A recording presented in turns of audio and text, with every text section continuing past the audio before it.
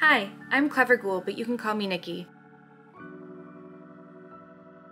Welcome back to the channel. Recently I was on a road trip with some friends and we decided we wanted to do some crafting. My friend came across this video from Neenerland on Instagram.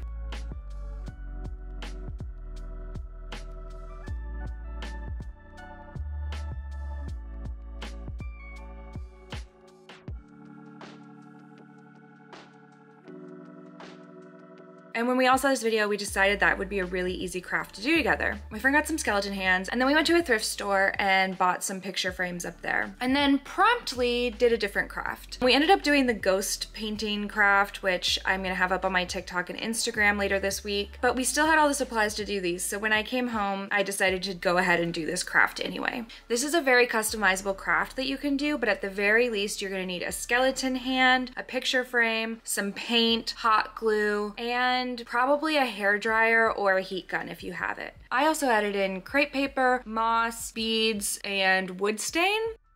But really, you can do whatever you want. You could add glitter, you could use gold leaf, you could do really anything. So with all that being said, let's get into it. The first thing I did was take a hairdryer and heat up the skeleton hand slowly so that I could bend it upwards as if it were cupping something. Use caution here. I recommend using an oven mitt while doing this so that you don't burn your hand on the hot plastic. After shaping the plastic hand, I let it cool for 15 minutes before moving on to the next step. This is optional, but I wanted my hand to look as though it were aged and dirty, so using some wood stain wipes I had around, I fully saturated the plastic hand with stain and let it sit to dry for around 20 minutes before wiping off the excess with a paper towel. This helps take away some of the bright plastic look and add in some depth. Next, I took the backing and glass out of the frame and started to work on the backing. You can paint here if you want to, but I wanted to use some decorative paper. I went through my collection and settled on this black crepe paper and then adhered it using a glue stick. I let that sit for a few minutes and then cut off any excess paper around the edges. After that, I thought the frame could use a little something extra, so I picked out 4 of these skull beads and hot glued them down on the corners of the frame. Now it was time to attach the hand. I positioned the hand where I wanted it and started adding in hot glue around the base to make it extra secure. I continued to hold it steady while the glue was drying so that it was really locked into place. I made a mistake and got some excess glue on the backing, so I added in another layer of the crepe paper to hide it. To really tie in the old dirty look of the hand, I glued some moss around the base and to some of the fingertips before putting the backing back on the frame, which means it's time for the reveal.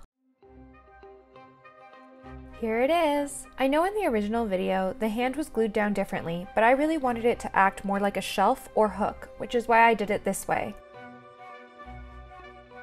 That being said, it can't hold a lot of weight, but could hold a small fake candle or some light pieces of jewelry.